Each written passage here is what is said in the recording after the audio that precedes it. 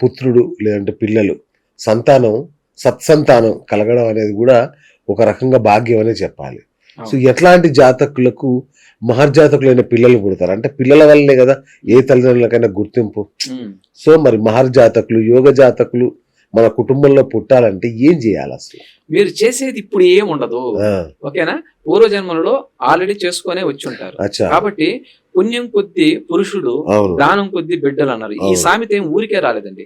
మీరు ఎప్పుడైనా సరే బ్యాంకులో బ్యాలెన్స్ వేసుకొని ఉంటేనే ఇప్పుడు డ్రా చేసుకొని తినే అవకాశం మీకు కలిగి ఉంటుంది. ఆ, కాబట్టి ఏంటంటే చాలా మంది జాతకాలను పరిశీలన చేసినప్పుడు ఆ, ఒకతను మీన లగ్నంలో జన్మించాడు.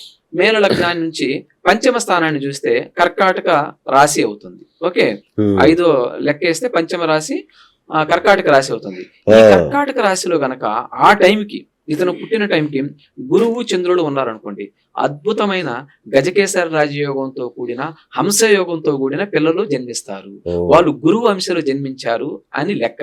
వాళ్ళు పుట్టిన దగ్గర నుంచి కూడా ఆ ఇంట్లో యోగం స్టార్ట్ అవుతుంది.